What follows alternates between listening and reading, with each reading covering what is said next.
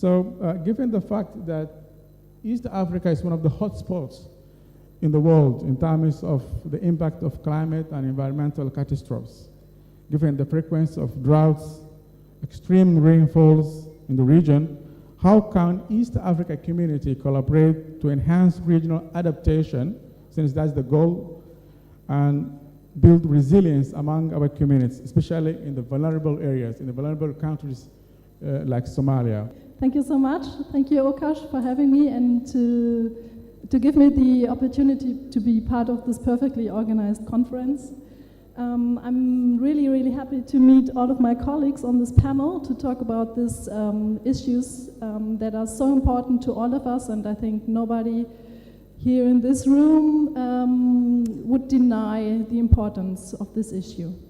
So one thing that is important to me is that especially our international guests know what it's about when we talk about climate change issues in Somalia. So just to give an example what it means to you here in Somalia,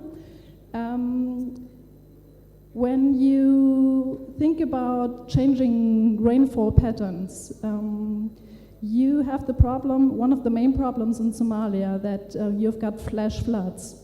And you've got flooding and the big rivers of Shabelle and Juba. And there's a certain point in the middle of Somalia where every year, every rainy season, problems occur. And this is the region of Johar in Hirshabelle state. We've got a certain special situation. You've got the Shabelle River who changes its form there. You've got this river who forms canals, water basins, and so on, and the water changes its way and causes floodings, destroys crops, destroys settlements, and one major problem is that you can't save this water there for the dry seasons. What you find in Johar is a combination of different issues that make it difficult for the society to cope with the changing temperatures and with the changing rainfall patterns. You've got a combination of man-made issues and of natural issues. One natural issue I explained right now, the change of the riverbed. Then you've got man-made causes of the trouble you find there. You've got overgrazing problems, you find soil degradation, and one major problem is also that you find destroyed irrigation structure.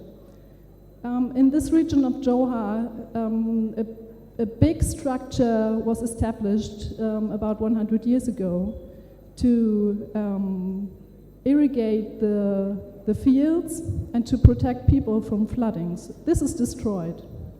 And this is the problem, or one of the problems that cause disaster in this area. So when you talk about the problem that occurs in the communities, in the vulnerable areas, you always have to have in mind that it's a combination of natural and man-made causes. So when the question is what the EAC can do, you have to think about the next level. So the first level of the solution is that you have to be clear about the problem on the ground, on the community level. The second level is the national level. So Somalia has a national adaptation plan and further policies. So my sister Jacinta has just mentioned the Somali National Climate Change Policy, where you find Chapter 5 with strategies and measures to address the problems on the ground. What the EAC can do is provide support, maybe financial support, but strategic support to address those issues you are tackling with the national strategy. So when you want to cooperate with the East African community in Somalia, you have to make sure to connect these different levels. So your community level, where the disasters are happening, the national level with your programs and measures, and the EAC level with the strategies there. And you have to match all of these.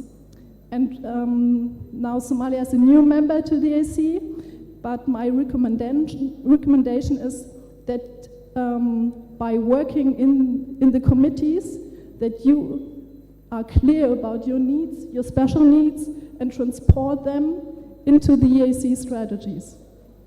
So this might be a solution. And what's important for me is you need to create data of scientific value. Data about the floodings, about the change of the rivers, about agriculture. When you're on the EAC level, you have to prove that your ideas are secure. So you have to invest maybe in cooperations with other universities to make sure there's enough data, and then you can try to address your specific issues in Somalia to the EAC. Climate crisis. In light, we're talking about climate crisis. Dr. Ulu, how can we improve disaster response systems in the region and early warning systems to prevent or mitigate the risks of climates in the region? Okay, thank you for this question. I was talking about levels that have to be connected when you want to get help from the East African community to solve your problems on the ground. And when it comes to disasters, you also have these three levels. So on the ground, you've got the community level with the people who are affected by the floods and by the drought. Then you've got the national level with the national policies and plans and legal framework and administration. And then you've got the EAC level, where even in the EAC founding treaty, you find aspects of disaster protection and support in cases of disaster. So this is the concept, this is the hierarchy. And when you look into the EAC legal framework when it comes to disasters, you find that EAC member states support each other by delivering information, data. They support each other when it comes to early warning. They support each other when it comes to building or improving flood security systems. But what the EAC needs is the national strategy. They need a national framework and national policy where they can give their support in. And this is a problem when it comes to the situation in Somalia. So you have to take a closer look at the national level when it comes to disaster. I'm really looking forward to the next chapters of the Constitution, where I hope that the basis or the basic rules for disaster prevention and management will be fixed and legalized. And after that, you can build on your legal framework when it comes to disaster management and prevention. You can then develop your policies. And what's really, really important when it comes to disaster management and prevention is the administration. You have to have a big focus on the administration. You will need resources for that. That may be a point where the EAC could support you, but they will only support you if there's something there. And this will be a lot of hard work in the next years, but it's absolutely important and necessary. It's the thing you need to connect these three levels, the community level, the national level, and the EAC level. And in the meantime, I would love to see that communities are educated when it comes to disaster. You can provide basic training to everybody, that everybody can help themselves, that they know what to do when they get a warning. So I know some warning systems are tested or implemented, but it's the next question, what do you do with the warning? So when you're in Johar, in the rural areas and get a warning, what are you doing then? How do you protect your family and your crops and your values and your animals?